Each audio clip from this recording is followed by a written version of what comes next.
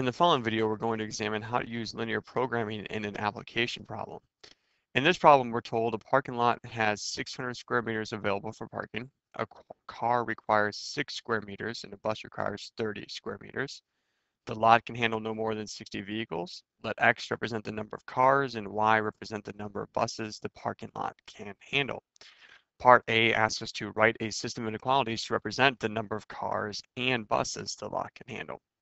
So first, part A is asking us to write an entire system of inequalities, multiple inequalities. So we have to look at our scenario that's given to us and find what inequalities can be created from it. So we're going to kind of color code our information for this. We're told, there's 600 square meters available for parking. Well, where else do we see square meters in the scenario? We see 30 square meters, and that's for a bus. We're told 6 square meters, and that's for a car. So I know right in the beginning, I can create an inequality with these pieces of information. They all deal with square meters. So let's start with that. The maximum that the parking lot can hold is 600 square meters. And so that means that my number of cars and number of buses that fit in there has to be, the size has to be less than or equal to 600 square meters. Well, and this is where you play the units game. Since 600 is square meters, we also have square meters for our car and square meters for our bus. And X is the number of cars, so 6 square meters for every car, so 6X, and you have 30 square meters for every bus, so 30Y. And so our units line up in our inequalities. So that is our first inequality in the system from the given information. Let's figure out what the other pieces of information are. So we're also told that the lot can handle no more than 60 vehicles. And so what this means is that the number of cars, which is our X, and the number of buses, which is our Y, cannot exceed 60. And so the inequality that can be used here is X plus Y has to be less than or equal to 60. But we're still missing a couple of inequalities here. Now, these are the ones that are hidden inside of the logic of the scenario. We're told, no more than 60 vehicles. X plus Y is less than or equal to 60. Makes sense. But there has to be a limit to the vehicles for the number of cars, and there has to be a limit to the number of buses. And so what we have here is, what's the least amount of cars that you can have in the parking lot? You can have 10 cars, you can have 5 cars, you can have 3 cars, you can have 2 cars, 1 car. You can have no cars and all buses. But can you have negative cars? Can you have -5, -7? You can't take the number of cars into the negatives. And so we have to say the number of cars has to be greater than or equal to 0. We have to say the number of buses has to be greater than or equal to 0. And that puts our boundaries on our x-axis and our x-axis and our y-axis so we don't go into the negatives for our solution space.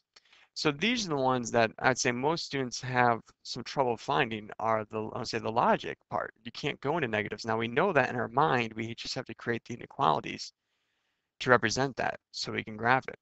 So let's start with our graphing the system. And so when we're graphing these, if we were to take the first one, you could, if you want, convert it to slope-intercept form. And so I would subtract 6x from both sides. Let me just show you. And so then you would get 30y is less than or equal to -6x plus 600. Then you would divide everything by 30 to give you y is less than or equal to negative 1/5 x plus 20. Now that you're going to have to graph by plotting a y-intercept of 20, going down 1 unit to 19, and then over 5 units, going down 1 unit over 5 units, you see it's hard to see where to plot using your slope. So rather than using slope-intercept form to plot, especially for story problems where your intervals are unique on the x and y axes, what I use is the idea of your x and y intercepts. To identify your x-intercept, you cover up the y term and solve. So let's pretend it's an equal sign. 6x equals 600, so then x equals 100. Same thing, if you want to solve for the y-intercept, what you're going to do is cover up the x term. Positive 30y equals 600, so you would divide both sides by 30, and you would get y equals 20.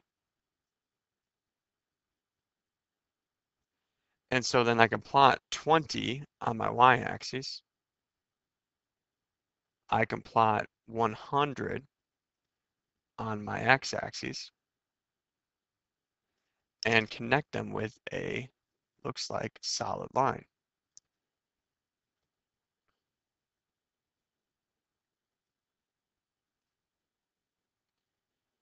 And there's our first graph. Now it says this line, 6x plus 30y, this line is less than or equal to 600. So for this one, I would have the shading underneath the line. So now let's grab one of the other inequalities, and we're going to do the same idea. If you want, you could use slope-intercept form, but I hope I showed you that for story problems, it's a little bit harder to do. So you might as well just use the x and y intercept approach. It's quicker,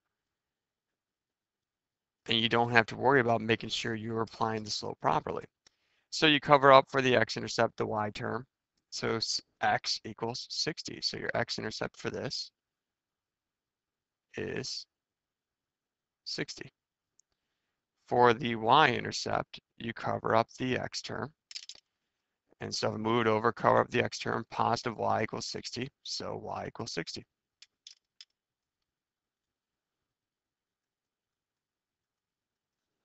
So I have my two intercepts. I'm going to plot them. My y is 60 and my x is 60. Going to connect them with my solid line.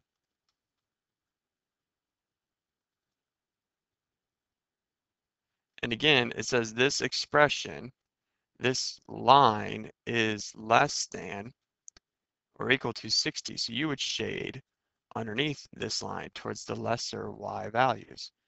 And so when I do this, I see the overlapping region so far is going to be in this quadrant right here. So let's erase where we don't see the overlapping. So here's all the green by itself.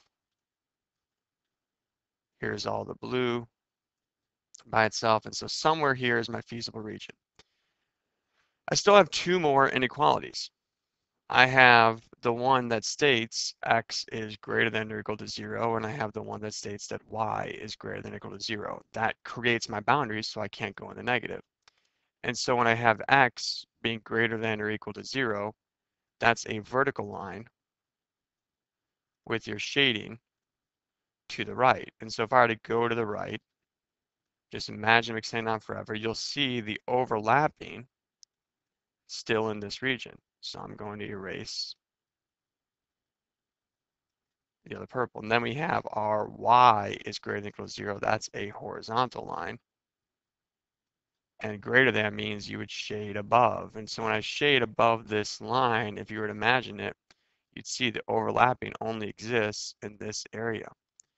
And so that is our solution space. So let's highlight our feasible region. And so there is the graph of our system of inequalities, and we have our feasible region, our solution space shown. And so what do we do next? We're told a car is charged $2.50 and a bus is charged $7.50. How many cars and buses should park in the lot to maximize the profit? So what we need to do on this graph is we need to identify what our vertices are, because that's what we plug into our function. And so the first vertex is right here, 0, 0. Come up, the next vertex is the coordinate 0, 20. Over here, we see it as the coordinate 50, 10. And we see it comes down here for the other one. That is the coordinate 60, 0. Let's double check. I see only 4 vertices. And so those are what we're going to plug into our function. So we have to create the function based off of what we are told in this problem. Well, remember, x represents the number of cars. And so for your function, remember your function takes the coordinates and plugs them in. So we write it as f of xy, f of the coordinate xy. You get $2.50 for every car. So 2.50x for every car, and $7.50 for every bus. So 7.50y. Now we want to figure out how many cars and how many buses in order to maximize our profit. So that is when we take our vertices and we plug them in. And so for the first one, I'm going to start with 0, 0, the function at the coordinate 0, 0. So your x is 0, so 2.5, I can drop this 0, 2.5 times 0 plus 7.5 times 0. Well, anything times 0 is 0, so 0 plus 0 equals 0. And that should make sense. If you have no cars and no buses, you got no profit. And so next we have the coordinate 0, 20. So I have my function f at the coordinate 0, 20, 0 cars and 20 buses. So 2.5 times 0, which is 0, plus 7.5 times 20, which is going to give me 150. And so 0 plus 150 is 150. So if you were to have 0 cars and 20 buses, you would have $150 profit. And so let's do the next coordinate. The next coordinate we'll see, I can see right here is 60, 0. And so I'm going to do my function at the coordinate 60, 0, 60 cars, 0 buses is going to be 2.5 times 60 plus 7.5 times 0. And so if you were to do 2.5 times 60, you are going to get 150. Anything times 0 is 0. 0 plus 150 is 150. And the last coordinate, we wrote it up here, was 50, 10. And so I'm going to do that last vertex. The function at the coordinate 50, 10 is 2.5 times 50 plus 7.5 times 10. Well, 7.5 times 10 is 75. And then 2.5 times 50 is going to be 125. Add those together and you get 200. And so these are the values of my function at my vertices. Now we're told how many cars and buses should park in the lot to maximize the profit. So 0, 150, 150, 200. So I see this produces the maximum profit. And so I'll write my answer. You have to have 50 cars. That was my X. You have to have 10 buses to get a profit $200. And that's my answer. And so once you find your vertices, it should be pretty easy to plug in your x and your y. If we look at this example compared to the previous example we did in this lesson, the hard part is remembering you have to make the boundaries so that your graph does not go into the negatives for these, because you can't have a negative amount of cars. And so people will usually get the first two and they assume these other two. You never see the student go into the negatives because they know they can't have it, but you have to state it so that way you can get the boundaries to stay in the positive region and not exceed into the negative region.